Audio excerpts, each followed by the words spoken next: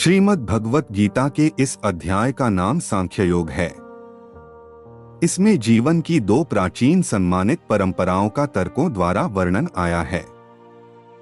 अर्जुन को उस कृपण स्थिति में रोते देखकर कृष्ण ने उसका ध्यान दिलाया है कि इस प्रकार का क्लैव्य और हृदय की क्षुद्र दुर्बलता अर्जुन जैसे वीर के लिए उचित नहीं। उन्होंने बताया कि प्रज्ञादर्शन काल, कर्म और स्वभाव से होने वाले संसार की सब घटनाओं और स्थितियों को अनिवार्य रूप से स्वीकार करता है। जीना और मरना, जन्म लेना और बढ़ना, विषयों का आना और जाना, सुख और दुख का अनुभव, ये तो संसार में होते ही हैं। संजय ने कहा, करुणा से व्याप्त, शोकयुक्त, अश्रुपूरित नेत्रों वाले अर्जुन को देखकर मधुसूदन कृष्ण ने ये शब्द कहे, हे अर्जुन, तुझे इस असमय में यह मोह किस हेतु से प्राप्त हुआ? क्योंकि न तो यह श्रेष्ठ पुरुषों द्वारा आचरित है, न स्वर्ग को देने वाला है और न कीर्ति को करने वाला ही है।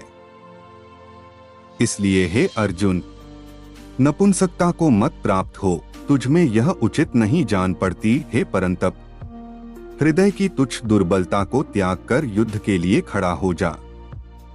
अर्जुन बोले, हे मधुसूदन, मैं रणभूमि में किस प्रकार बाणों से भीष्म पितामह और द्रोणाचार्य के विरुद्ध लड़ूंगा?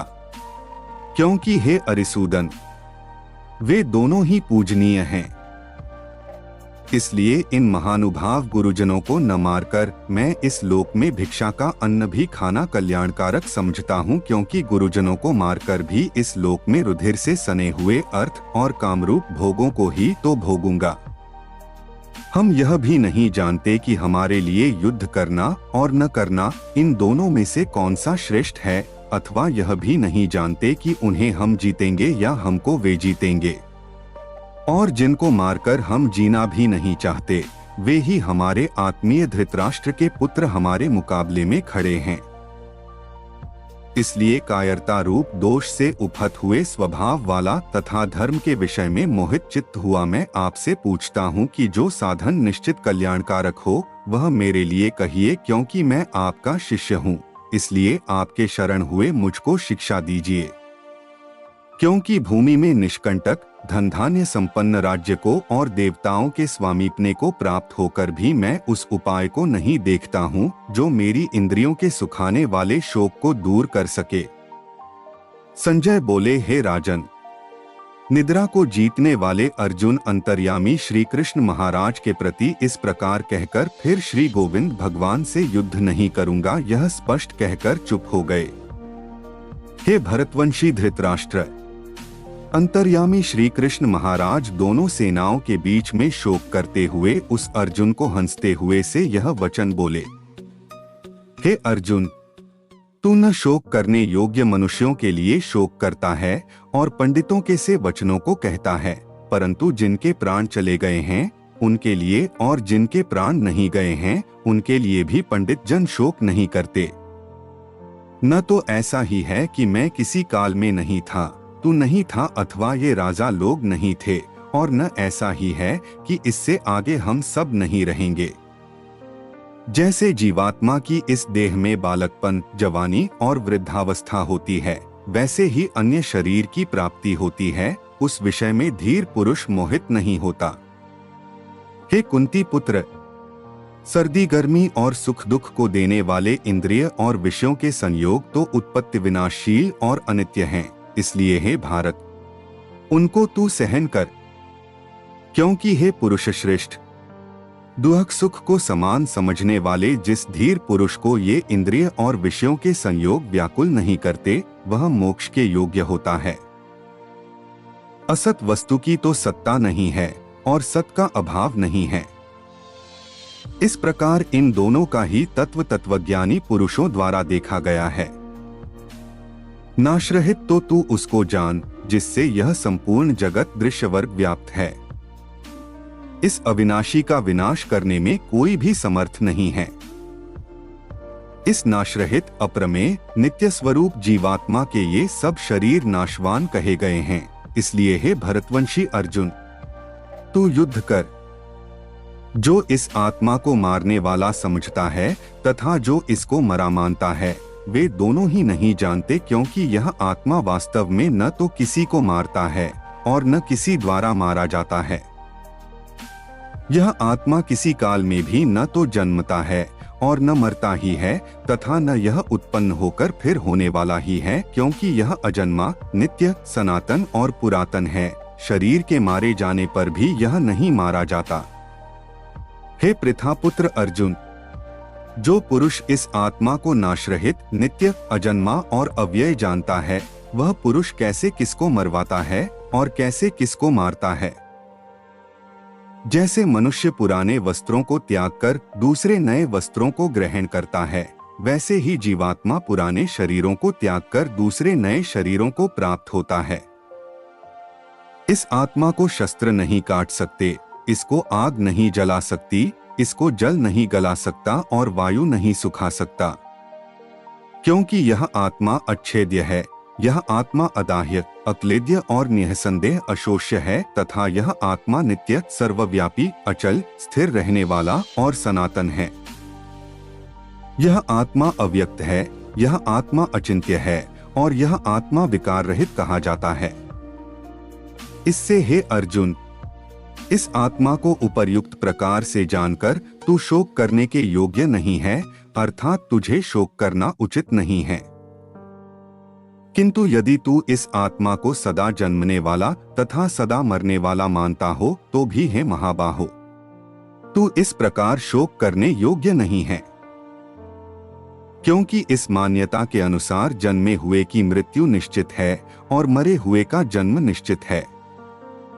इससे भी इस बिना उपाय वाले विषय में तू शोक करने योग्य नहीं है। हे अर्जुन, संपूर्ण प्राणी जन्म से पहले अप्रकट थे और मरने के बाद भी अप्रकट हो जाने वाले हैं, केवल बीच में ही प्रकट हैं। फिर ऐसी स्थिति में क्या शोक करना है।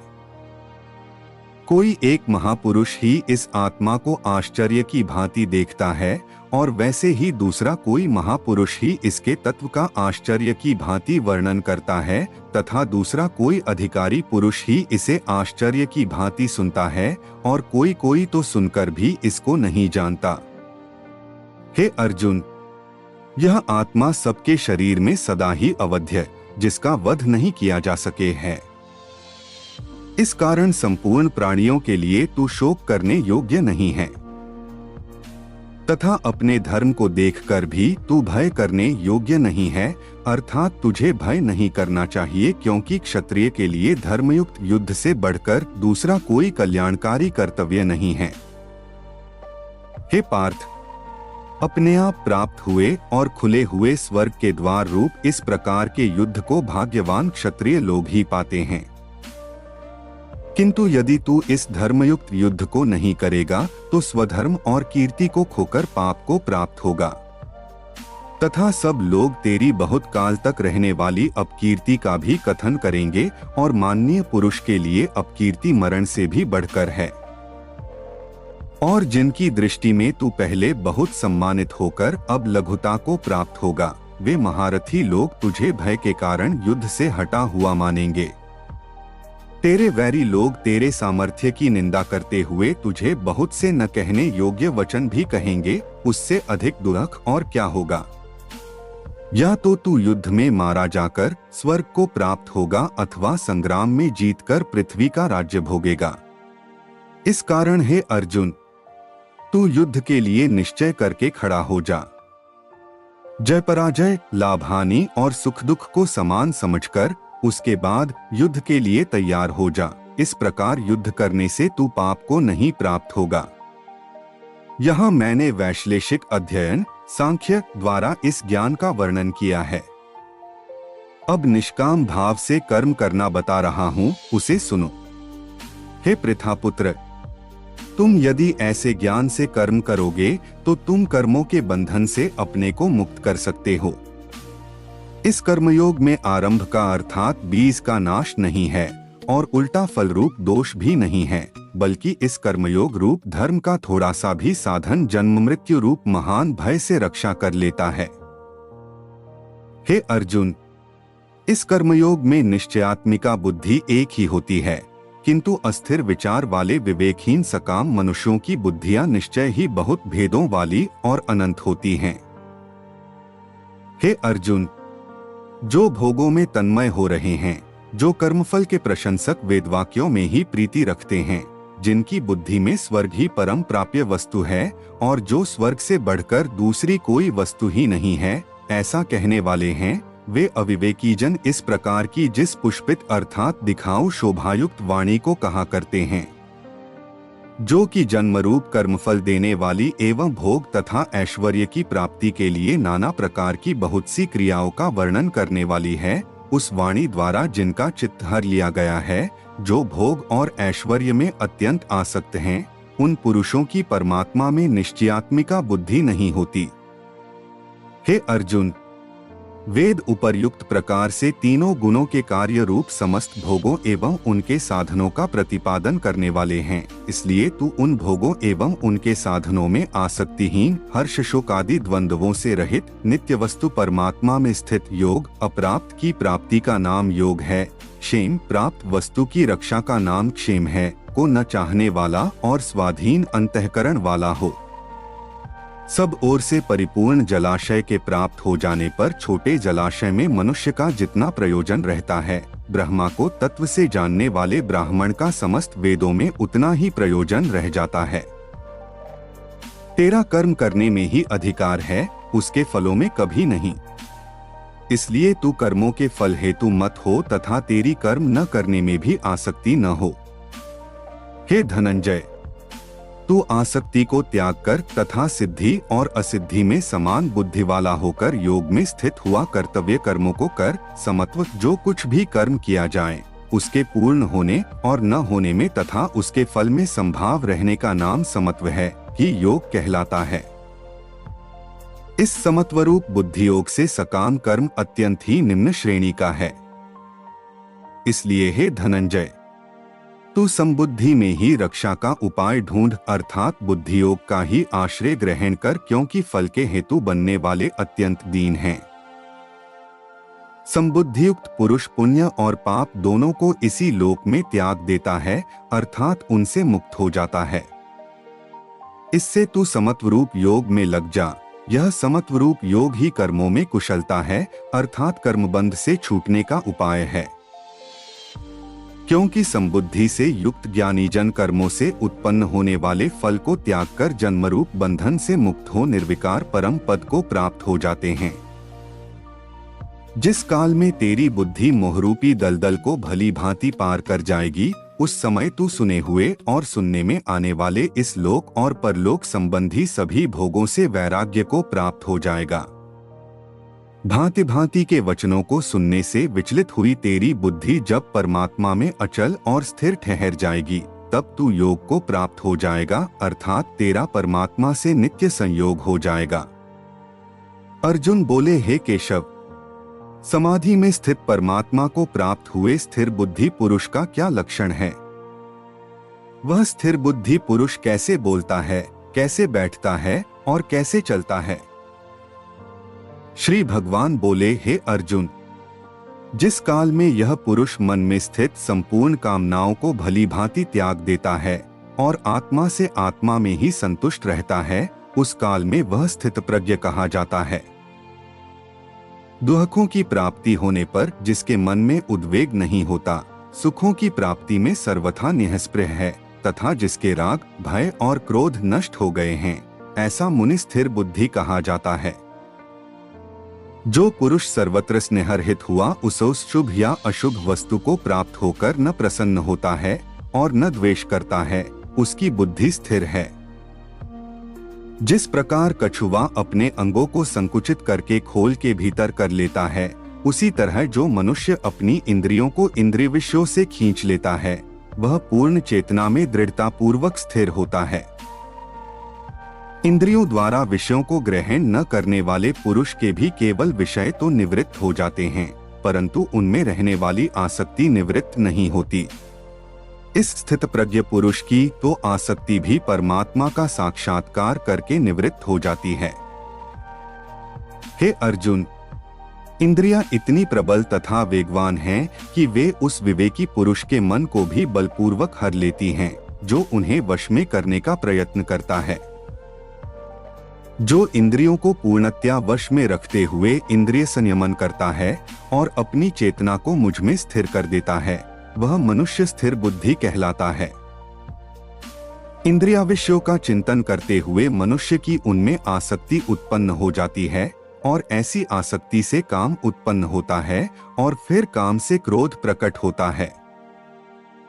क्रोध से पूर्ण मोह उत्पन्न होता है और मोह से स्मरण शक्ति का विभ्रम हो जाता है। जब स्मरण शक्ति भ्रमित हो जाती है तो बुद्धि नष्ट हो जाती है और बुद्धि नष्ट होने पर मनुष्य भवकूप में पुनः गिर जाता है। किंतु समस्त राग तथा द्वेष से मुक्त एवं अपनी इंद्रियों को संयम द्वारा वश में करने में समर्थ व्यक्ति भगवान की पूर्ण कृपा प्राप्त कर सकता है। इस प्रकार कृष्ण भावनामृत में तुष्ट व्यक्ति के लिए संसार के तीनों ताप नष्ट हो जाते हैं और ऐसी तुष्ट चेतना होने पर उसकी बुद्धि शीघ्र ही स्थिर हो जाती है। जो कृष्ण भावनामृत में परमेश्वर से संबंधित नहीं है, उसकी न तो बुद्धि दिव्य होती है और न ही मन स्थिर होता है, जिसके बिना शांति की कोई संभावना नहीं है। शांति के बिना सुख हो भी कैसे सकता है? जिस प्रकार पानी में तैरती नाव को प्रचंड वायु दूर बहा ले जाती है, उसी प्रकार विचरणशील इंद्रियों में से कोई एक जिस पर मन निरंतर लगा रहता है, मनुष्य की बुद्धि को हर लेती है। आठ है महाबाहु। जिस पुरुष की इंद्रियां अपने अपने विषयों से सब प्रकार से विरत होकर उसके वश में हैं, उसी की बुद्धि निस्संदेह स्थिर है। जो सब जीवों के लिए रात्रि है, वह आत्मसंयमी के जागने का समय है, और जो समस्त जीवों के जागने का समय है, वह आत्मनिरीक्षक मुनि के लिए रात्रि है।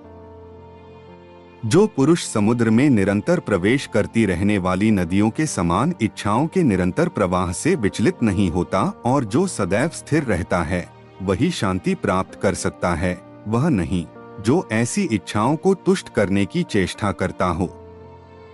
जिस व्यक्ति ने इंद्रिय तृप्ति की समस्त इच्छाओं का परित्याग कर दिया है, जो इच्छाओं से रहित रहता है और जिसने सारी ममता त्याग दी है तथा अहंकार से रहित है, वही वास्तविक को शांति प्राप्त कर सकता है।